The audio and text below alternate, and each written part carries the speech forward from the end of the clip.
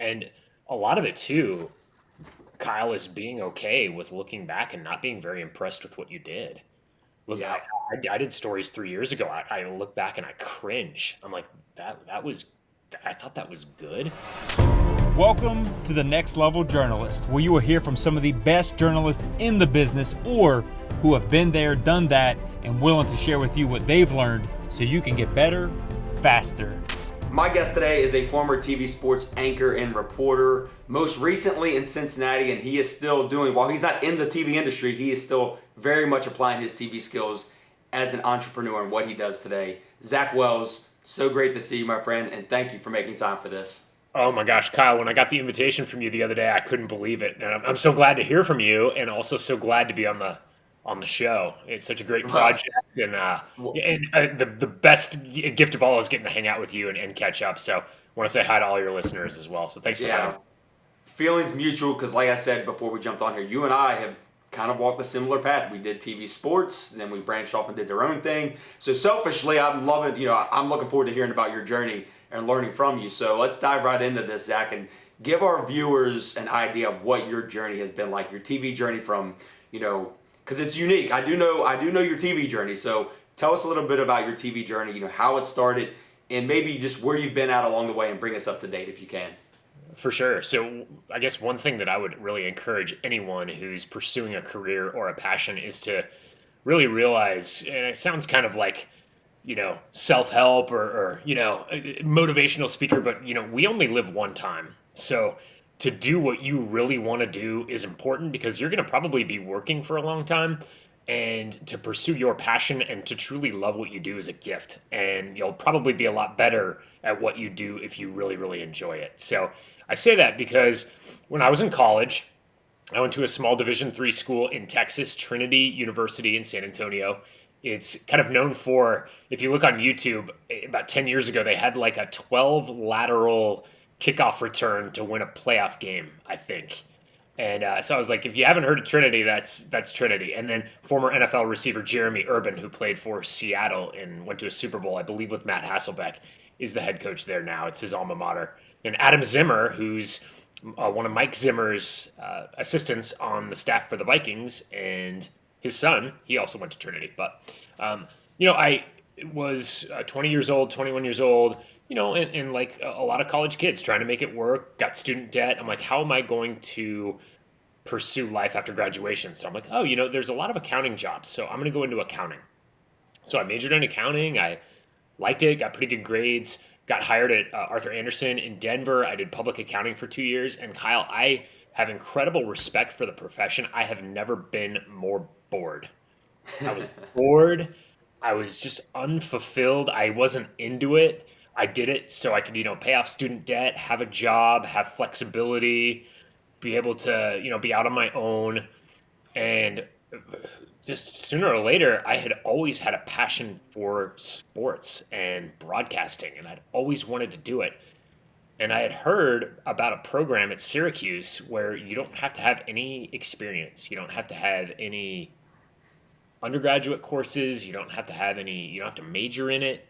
And you can just go. And for a full year, you're immersed in it. 12 months, um, you can get your master's degree. So I was engaged at the time to my now wife. I quit my job. Really, I was making a nice living, quit my job, moved across the country, and got my master's at the Newhouse School at Syracuse. So, best thing I've ever done. Incredible school, incredible professors and classmates, great program. And I felt really prepared to go out into television. So, my first job was in Duluth, Minnesota, beautiful city in Minnesota. It's really cold. I was in news in Duluth, and I then went to Green Bay, Wisconsin. I worked for the Fox affiliate in Green Bay. And if you've never, have you been to Green Bay, Kyle? I have not been. I just encourage anyone to go and experience a football Sunday at Lambeau Field in Green Bay. Whether you like Yeah, the Packers, don't like the Packers, you don't. It's kind of irrelevant. It's like going to Notre Dame or right, Yankee Stadium or Fenway, right. and it was just incredible. And that's where I really got the break of my career, and I was able to go from news into sports. So I was doing news at the time, so I'm doing city council, crime, politics, business development, all of the things that come with a general assignment reporter. And one of the sports guys left. He got a job in Milwaukee. His name's Ryan Nolan. He's a great guy. And so I sheepishly went into the news director's office. The news director's kind of like the boss of the newsroom. And I said, yeah, I don't know, I don't know how this conversation is going to go, but I want to do sports. And she said, you want to do sports? I said, yes, I want to do sports. And she said, well, it's probably a really good idea for you to learn how to shoot highlights and shoot games and show me a tape of your highlights. So, Kyle, I would report during the day, and then I would talk to the sports guys and say, what high school game do you want me to go shoot? And I would have like my reporting gear on, button down shirt, slacks, dress shoes, and I'd be on the football field shooting games. And I got the job in 2005, and it was just the break of my career. I got to cover the tail end of Brett Favre in Green Bay. I got to go to Lambeau Field, work in and around the Packers. I got to learn how to tell stories. I worked for just an amazing group of people. And then in 2007, I got the break of my career where I got to come to Cincinnati and work at the Fox affiliate. And then in 2010, made the move across town to Channel 12 and worked there till 2013. So it's kind of my journey, and it's just been so much fun. And I've met so many people. I think the thing that I like the most about what we do, Kyle, is you just get to meet. You get to cover so many interesting people, but just the people you meet and do journalism with just makes it so much better. And you develop lifelong friendships, as I have, and I've been lucky to sustain. 100% agree. And Zach, tell us about what you're doing today. Like I said, I alluded to it in the beginning because you are still very much using those skills. I mean, I can't. It's so funny when I tell people, I got out of TV and it seemed like everything slowed down. It was in slow motion because in TV you move so fast and you break off and do your own thing. And we have this skill set from TV, and it's like, how do I transfer that? Now, you and I transferred it into almost, the exact same thing with our own platform. So tell us what you're doing today. Sure. So I'll be really honest. I didn't think, just based on where I was in my career in 2013, I didn't think we were competing hard enough. And I think one thing that I would tell journalists is that this is about hustle, and it's about content. It's about meeting people. It's about getting out there, and it's about telling stories. And where I was at and the structure we had, I didn't think we were competing hard enough. And I felt like I was kind of stealing money, actually, to come to work and not have sports be as important as it should be, in my opinion. I tried to change it and it wasn't working. So I was like, I'm gonna leave because I think we should be competing a lot harder. So I went to Children's Hospital in Cincinnati and launched the Seacrest Studio at Cincinnati Children's. It's an incredible idea. Ryan Seacrest, it was like at an Easter brunch, came up with this idea with his family. How awesome would it be if we used things we were really good at in journalism and brought them to hospitalized kids? So from 2013 to 2019, I oversaw the Seacrest Studio and met amazing kids, and we did like game shows and dance parties and all kinds of like just fun programming with hospitalized kids at Cincinnati Children's, and I can honestly say that they're the best kids in the world. I got to meet the most amazing kids. Some of them sadly have passed away. A lot of them have gotten the treatment they've needed and have gone on to live the best lives they possibly can. So, but I always had this kind of nagging feeling like, why don't you go out on your own and make it work and be an entrepreneur? So, 2019, I was like, you know what, I want to go and I want to start my own business. So now I have like, you can't see it right now. I've got cameras in my office. I've got audio equipment, editing equipment, and I go out and I help individuals, companies, school districts tell their stories on video. So we do all of that and have a great time. And as you know, there's such a market for it because video is so powerful. It's powerful to hear and see people and connect with people, and that's what stories are about, are people. So yeah, that's what I'm doing. Now, that's the avenue that I prefer to go down. Like, let's talk about video production, and you and I talk about that entrepreneurial pursuit. But since this is for journalists, I'm going to hold myself back a little bit. Yeah. So let's talk about, how do you think you broke through in TV? Obviously, you said you went the news route, but even that, it's hard to break through and get that first opportunity. So tell us about, how you think you broke through, or, do you know how you broke through? I think honestly, Kyle, I broke through very unconventionally, and I would encourage anyone to realize that it's maybe not going to be really pretty all the time, and you're not going to have an invitation, and maybe it's all about showing up and working for free and doing an internship and literally never turning down a chance to get a camera on your shoulder behind a microphone, because you never know who's going to be watching, you never know who you're going to be working with, you never know when the opportunity is going to come. And if you're there and you're available and you're a worker and you know everything, that's another thing. If you know how to do everything, which I didn't early in my career, and I've had people that have worked with me along the way, like Joe Daneman at Fox 19, who knows more about a lot of different things and helped me and made me look better than I was.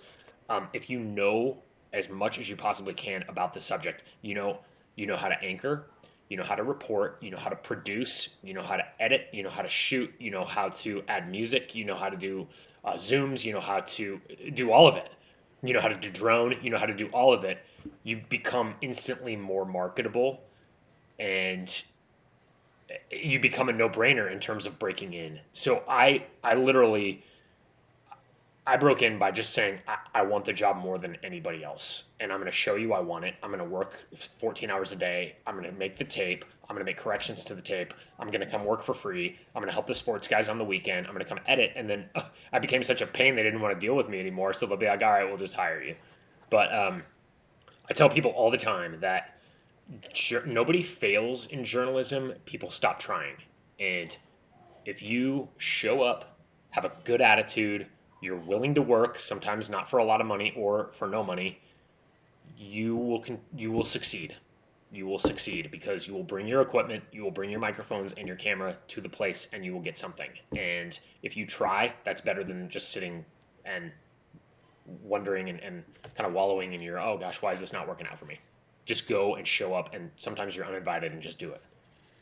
I love that, Zach. You've already shared so much stuff. We could easily stop now and people would be walking away with like, man, I've got these things to do. I need to be available. I need to be flexible.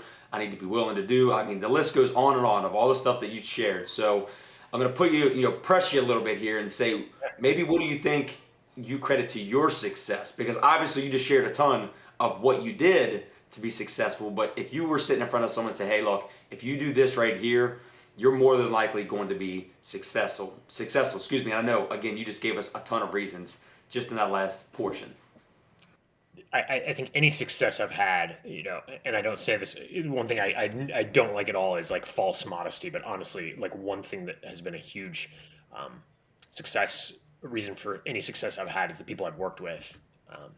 I would say it's being able to tell other people's stories and seeing the importance in everyone's stories and taking them seriously. And I mean, Kyle, some of journalism isn't that sexy, and isn't that fun. Like, I love going out and shooting a story and having a great time and meeting all the people. But I think what separates the people that are going to make it from the people that might not be making it as readily is, are you willing to do the stuff that isn't as fun at 2 o'clock in the morning when the stadium's dark, while everybody else is asleep, while everybody else had fun at the game?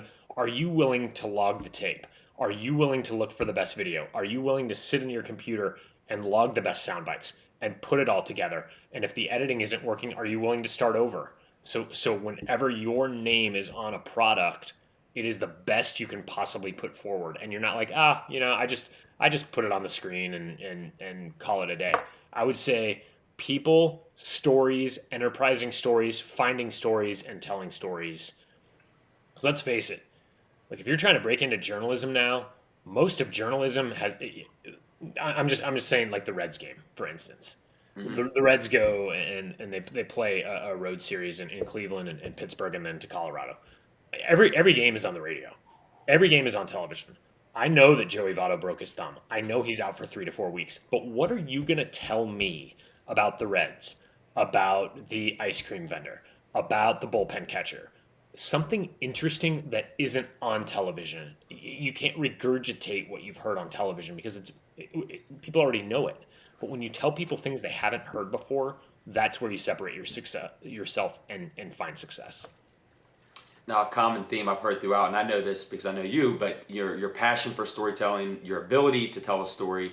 So, how did you develop that ability to tell a story? Because unfortunately, I hear a lot of people say, "Oh, I love to tell a story," and then you see what they put out there, and it's like, well, you might want to work on this or this. But I know you, so I know you put out a good product. So, what would you tell someone about how to develop that skill set?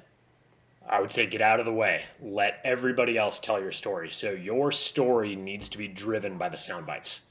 And let everybody else tell the story, and you're kind of the conductor of the train, you're the driver of the bus. So you're basically there to answer every question a viewer would have before they have it. You're here to introduce the people in the story. And then the number one thing that I would say is the stories should be personal. They should be built around the people that are affected the most by the story. So I would work with students all the time, and I'd be like, okay, so let's say there's a water main break in Kyle's neighborhood in northern Kentucky. Am I going to go talk to the mayor of the city?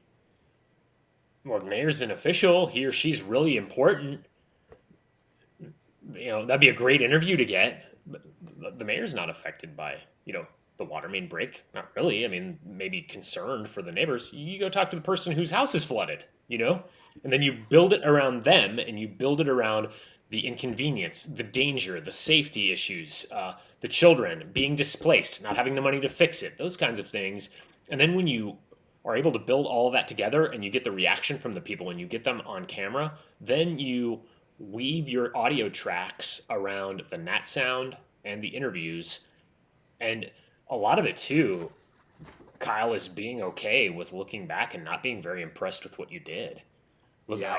I did stories 3 years ago. I look back and I cringe. I'm like, that was, I thought that was good. But being Yeah. okay to look back and say, I didn't write this well. I didn't introduce this character well. And having the courage to go back and rewrite the story, do it again, rewrite the tracks, write. You'll set yourself apart with your writing. So sitting down and reading an ESPN.com story, and then writing it for broadcast, writing it as if it's a package, being willing to do the things that maybe aren't all that glamorous to be able to improve in all aspects of what you do is what's going to set you apart.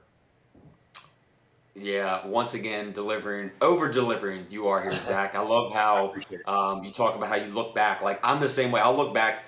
I wouldn't go back 3 years. I'll go back a year and think, oh, I don't think I should have that on my resume reel anymore. So when I tell people that, it's like my reel for video production. It's like I better get rid of that clip. I'm not too proud of that anymore. Yeah. Or particular stuff I'll share with people because I'm always trying to get better, just like you are. And I think anyone pursuing anything should always be aspiring. So I tell people this is for aspiring journalists, but really, the moment you stop, aspiring to be better, then, it's probably time to, think about if it's even your passion anymore. And obviously in this career, you definitely have to have the passion like you talked about. For sure, and you have to have the mindset to Yes. a lot of journalism is mental, and it can bog you down because newsrooms are filled with gossip and drama, and lazy people, high achievers. You have laziness and mediocrity and high achievers all colliding, and they don't get along very well for obvious reasons. And being able to, and sometimes I was more successful in those dynamics than others, but being able to say, my mission here is to serve the public, do right by my sources, tell the story, and tell people something that will mean something to them on Twitter, on Facebook, on Instagram, and then on television later, and have those two things play off of one another to be able to mean something, to be able to matter. Because I see so much now that I don't think matters. It's Mhm. regurgitation of what stuff we already know, and I'm not really sure I'm getting a lot out of it. Yeah, I mean, others focused is the first word that I think about, as you're talking. I mean, that's what you were. You were others focused, still others focused, delivering as much value as you can. And I'm going to butcher this. It wasn't really a quote, but it was more like, the more value that you can deliver to other people, the more successful you will in turn be. So if you're more focused on your success, then you're focused on, yourself rather than others focused, again, like yourself. and adding that value, success is, just naturally gonna follow, as it has again followed you, because, I feel like you exemplify that others focused mentality. Well, that's so nice, Kyle, of you to say. It's just I feel like if you wake up in the morning, and I know you're the same way. If you wake up in the morning and you only think about yourself, it makes for a pretty dark day. Hmm. Yeah, you're like, oh, it's all about me. It's all about me. It's all about me. It's all about me. It's like, what are you doing?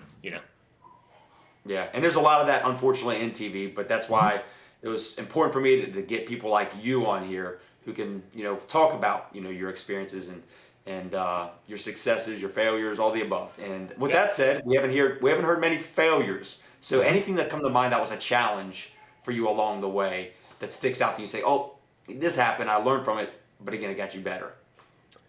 Yeah, I think I wasn't a great editor at the beginning, and I really worked on it. I was not. I didn't. I think my relationship with editing, video editing, has come full circle. I started like it made me cringe. It took forever. It didn't make sense. Um, Now I love it. I love it. Yeah. I like at the beginning of my career, I was like begging for other people to edit my stuff just because they were so much better and so much more gifted at it and had a better eye for it. And now I love editing. But I think some of my failures came from not knowing how to do everything. And when you don't know how to do everything, you're handcuffed, and on you're relying on other people besides yourself. And to your point, you can't be as productive as you can be and as effective as you can be if you don't know how to do everything. So I mean, Yeah. I think in sports in particular, the number one requirement in 2021 and beyond, if you're ready to work in sports in a large market, is whether you can cover an NFL game by yourself. Can you go to the stadium? Can you shoot the game? Can you do all of the interviews by yourself? Can you do all of your stand ups on the field by yourself? Can you edit everything you need to edit by yourself on the flight home and then send it back digitally? If you can, Hmm. you're good. But if you're having to like rely on others and that kind of stuff, it ties resources up where there aren't a lot of resources to go around anyway. And then the whole product is not as effective or efficient as it can be. Yeah, and I love how you keep, referring to repetitions before, obviously you didn't become a great editor by, overnight. It took practice, like you said before. Yeah. So And a lot of repetitions. failure. And a lot of failure. I mean, Sure. like you have to be willing to be like, I don't know why this looks bad, you know, and I've got to ask myself, why does this look so bad? And go back and say, it looks bad because I did this. It looks bad because this keystroke was wrong. It looks bad, and sometimes, as you know, it's one setting that's not clicked, you know, Yeah. and the whole Yeah. thing is messed up. But um, I think also really realizing that television is a process and you are never at your final destination. I mean, I think if you look at even the great ones, they're still trying to improve, trying to get better, Hmm. trying to, deliver a line a certain way, trying to tell a story a certain way, do an interview a certain way. I think realizing that you're never a finished product and always trying to improve in certain areas and realizing and having the courage to admit where you're weak. I was a terrible editor, and it took me a while to find my voice with voiceovers and to talk conversationally and write conversationally. It was all a process. And realizing you're not very good at certain things helps you, have the humility to get better.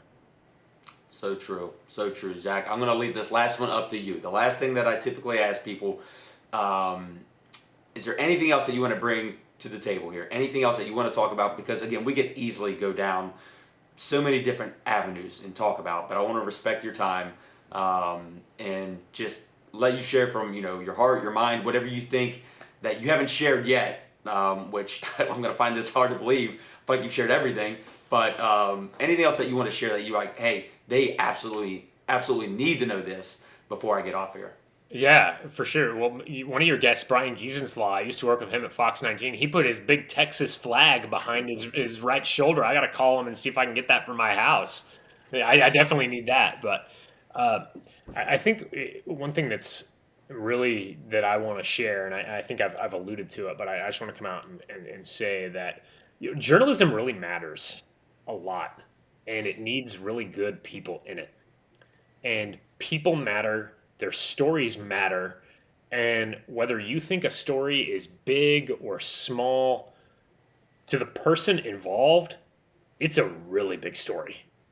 A really big story. So, like for me, like 3 years ago, I had a kidney transplant. My brother gave me a kidney 3 years ago. And, um, you know, I don't expect, my health challenges and the miracle of the transplant to be, all that important to people that are down the street, but it's important to me.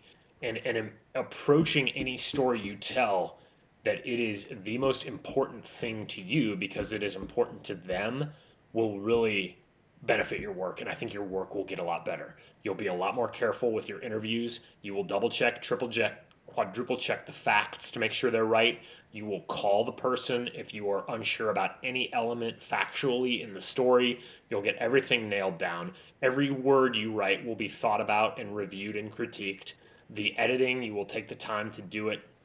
And having the work ethic and the ability to care enough that everything you do matters and everything has to have your name on it, is going to lead to a lot of success, in my opinion, because this is really important.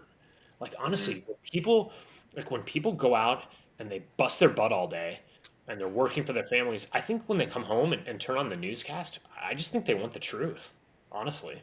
And they're working for a lot of, and they're working for it and they're paying for a lot of it. So I think they just want the truth. And whether you break in news or sports or journalism on other platforms, doing what we do, like realizing that you're really about other people and clients and viewers, it makes everything a lot better. No doubt. Zach Wells, thank you so much for your time. Again, That went everything fast, that you shared. man. I know, right? And like I said, and these typically do. Again, we can talk about so much stuff, and of course, I was aware of your kidney transplant journey. Your story certainly resonated in this tri-state area. And again, we could have talked about that. We could have talked about, and I mean, so many different areas we could talk about. And hopefully we can hop on here again. But just like you and I talked about beforehand, we've got to get in person. So, but again, I appreciate you making time for this. And again, everything that you shared, no doubt, whoever sees this just got better. Awesome. All right, well, Kyle, I really appreciate that, and thank you so much for having me. Let's have lunch soon. It's my treat. You're not paying for anything, and we'll get together. And thank you for checking out this channel. If you found this content beneficial, I'd appreciate it if you hit that like button, hit that subscribe button, and share it with someone you think might find it beneficial as well, because this channel was simply started and created to serve you, to help others grow, to learn how other successful TV journalists do or did it. So take what serves you so you can get better faster and reach your next level.